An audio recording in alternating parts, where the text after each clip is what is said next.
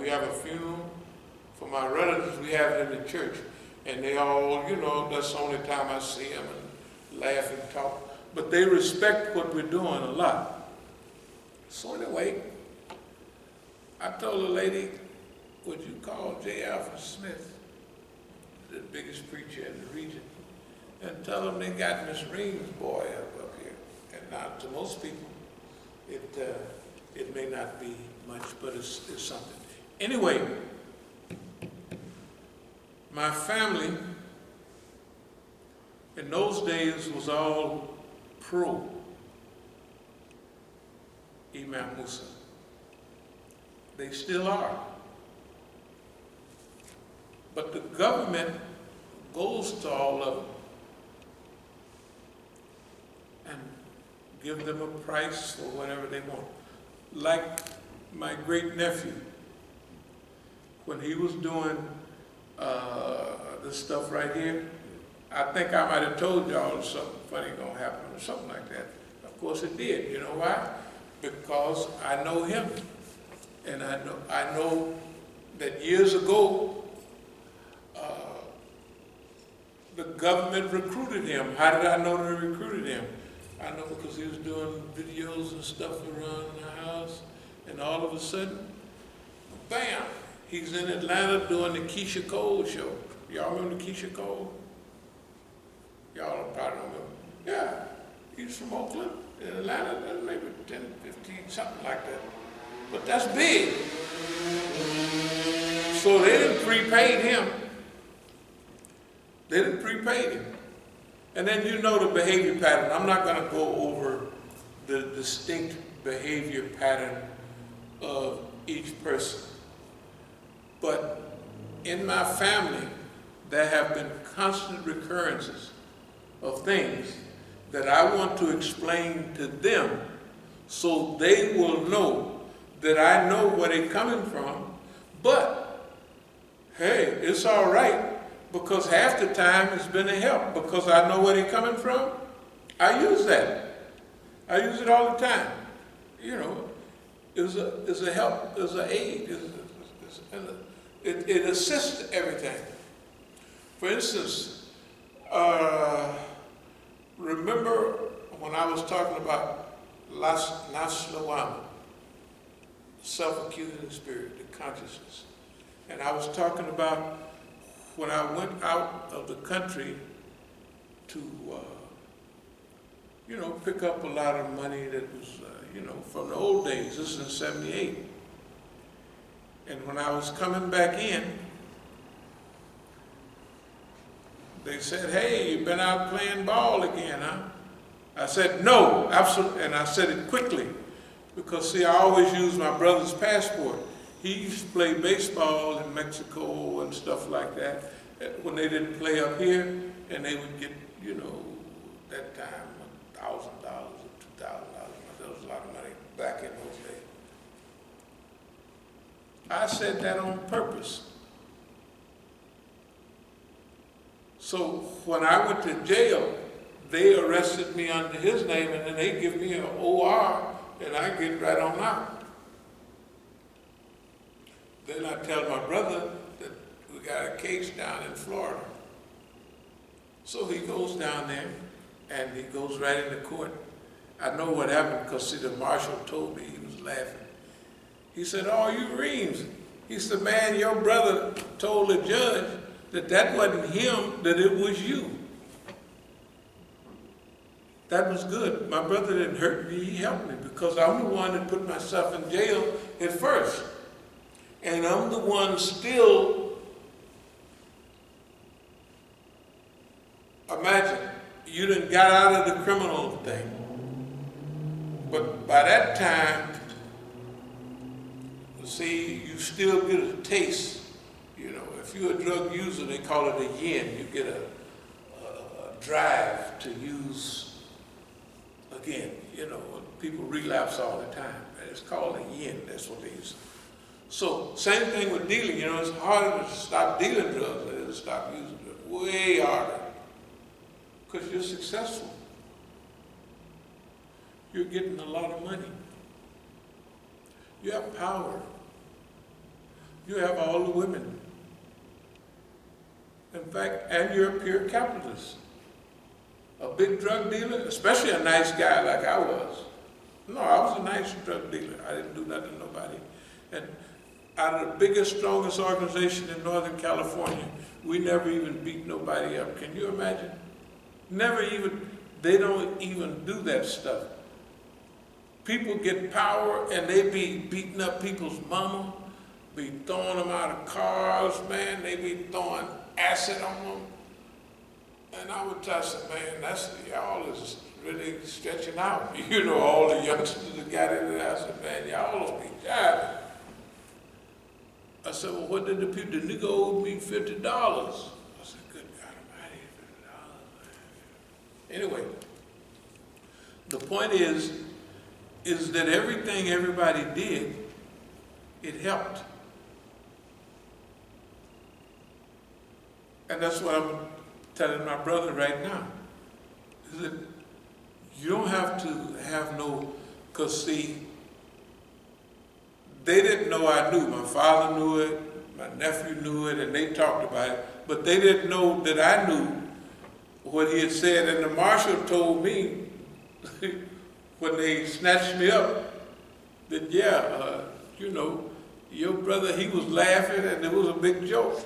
Yeah, man, your brother went into court, say, Your Honor, that ain't me, that's my brother. His name is such and such and such. And he didn't tell me exactly where I was at that time. But that's my brother. I had, it was 4 of us all together. The other 3 brothers referred to him, he's the only one still alive, as Kingfish. I don't know if y'all ever watch Amos and Andy. Do you want to know my brother? That's him. We call him nothing like if we all together, we'd say, you seen the Kingfish today? You know, he's the Kingfish. That's the way he is. And everybody knows it ain't no bad thing. We just call, a swindle, he will swindle you. He'll get you to buy $10,000 worth of stocks from a white man for him to get $500 on the side. It's just, he's Kingfish. That's the way he does. He's always been like that. He's never not been like that. There's never a time. Now, brothers that are older, man, that's like, because I'm the youngest. Man, my big brother, our first car, a little 49 Ford, when my brother bought a new car, 59 Ford, he gave me the old car. Shoot, I was 17, riding around, you know, you could wear their clothes, you know, we was all kind of big. But if I wore some of my brothers that's a little older than me, you got to jump fences, running around, you know, and stuff. It's terrible. But that's my brother. I know how he is. We all know how he is. So he didn't hurt me, he helped me. That's what I'm telling him now. Same thing with my nephew. My nephew stayed at the Masjid, 85 and around that period, and I told him, I said, all these people here is the police. And he was telling me, oh, maybe they're not.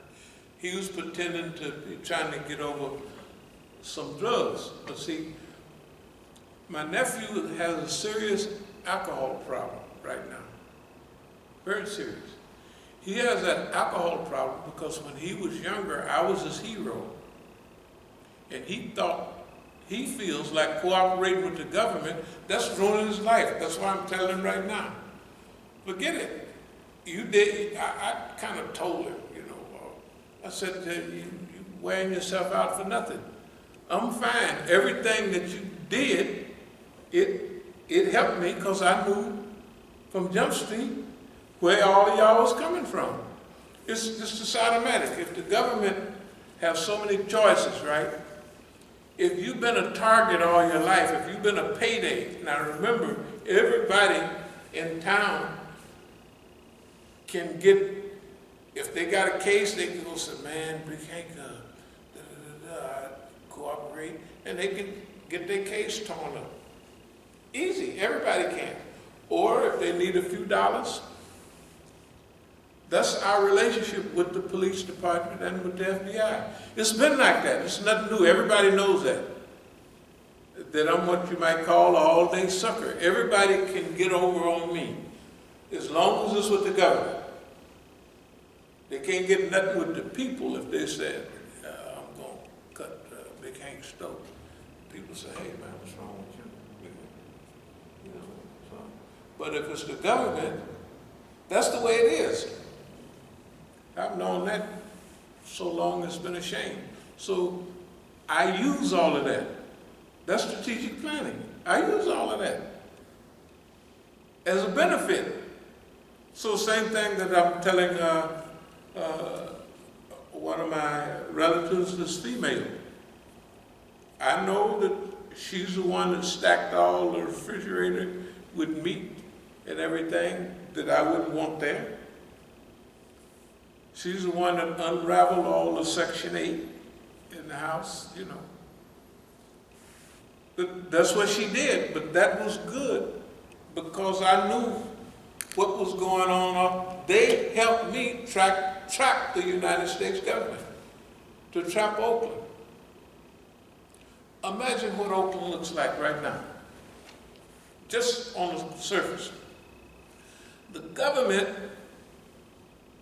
done kicked me out of the Masjid, right? I don't know, 7 or 8 times, with my name on the deed. And so, remember some of the nice pictures I have? All of this is good, and I'll tell you why later. This is good. To you, it wouldn't be good. The things that are happening that you see or me talk about, you wouldn't think they was good. To me, they're good. And I'll tell you why in a little while. This makes us a poster child. This is just last year. I'm arrested. Here's all the police. Here's the tattletale, Mukhtar, right here. Right? Here's the tattletale right here in the corner. You can see him. Everybody sees him. Now imagine, and he's doing it just out in the open, like I just want to do that. I want you to be mad. Well, I was taking a bath. Actually, technically, I was taking Imam. And I told the police I came in now, I'm naked in the masjid. You can see that with clothes hanging all off. I had to tell them I got in the bathroom and closed the door. Why? Because I'm taking the Imam, and I'm not going to have you putting handcuffs on me and me doo-dooing all over the place. That's why I'm like that. And that's why this dummy is standing there in the picture. It's worse than that. You know, here's his name. Remember we was talking about that big, beautiful piece of property we're gonna use. And this is 2016. He sells the property. He signs it. CEO Mukhtar Mujahid. That's what he signs it. He don't have the right to sell that property. He has no right to sell that property. He signs it again. Masjid al-Islam Incorporated, non-profit. Mukhtar Ali Mujahid, President and CEO. He writes that on there because you can go down to the state capitol and you can just fill out a piece of paper and it says this is the board of directors. You just show your ID and you put the board of directors on there and they give you a stamp, seal thing. And he takes that stamp seal and takes it everywhere. Like he's not the president or the CEO. Everything on the paperwork has my name on it. Everything. Articles of incorporation, right, the federal tax ID number, all of that, right? But he'll take that one piece of paper. I haven't even cleared this up yet. I'll clear it up when I get ready. Because they ain't running nothing. You'll get to the point in a little while, They're not running nothing. We are running our own business, right? That's where we are as a community right now. Boss man is not running nothing. That's the point that I'm making with all of my relatives and I know why y'all did what you did. I already know why they did what they did. And if you mess around long enough, you know, everybody will know. Let me see. So, this is the last poets, a long time ago, 1982. Y'all remember the last poets? Okay, good. That's when we had them out there at UC Berkeley. That's some of the last programs then. Now suppose you here with the rock bar, the head of the Islamic Republic, and all the big time ulama around and stuff like that. That's the most hated man in the United States. Not only him, but President Ahmadinejad and all of them people, right? So you have to understand what you're going to be up against before you come up against it. In other words, if God gives you the time, you can analyze, what am I doing, and what is going to, remember we had lessons on anticipation. You anticipate what you're going to be up against. So it's funny. Y'all probably seen this 1,000 times. This is my dear son. He was shot 7 times and stabbed 3 times. But they didn't have no yellow tape. They didn't do nothing. They didn't even interview him. Just laid up there in the hospital, and I asked the doctor, I said, just acting colored like I don't know nothing. Did y'all turn the bullets over that you took out? Because she was saying, yeah, he had 7 bullets, and they missed all the vital organs, and it was just a perfect shooting, almost. That's almost what she was saying. And it didn't hit no vital organs. And I said, well, what did you do with the bullets? Did you turn them over for ballistics? Which you got to, right? You got to do that. That's the law. I know. I said, oh. And then I asked a few more questions. And I know that the police then arranged that. So suppose you're my son and you know that technically your life is in danger. It has been in danger. Look, for a long time. Imagine a father and everybody. Let's say we start making these serious moves, say, 85. And you pray to Allah to keep your sons alive till they're old enough to know what's going on. And they do. One will be 55 next month. He'll be 55 years old. This one will be 55. The other one will be 52. Right? That's what I prayed for. Oh Allah, keep them alive long enough. I didn't pray for them to do this, get a new house. I didn't pray for that. I prayed for them because I'm not a young parent, but I'm a middle-aged parent at that time. And you automatically worry about your kids, you know.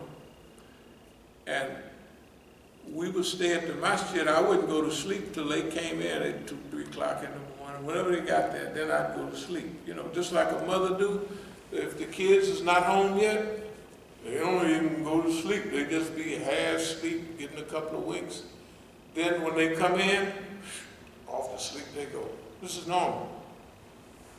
So my view of the whole thing was this. All of these guys, they came up during the 80s and the 90s.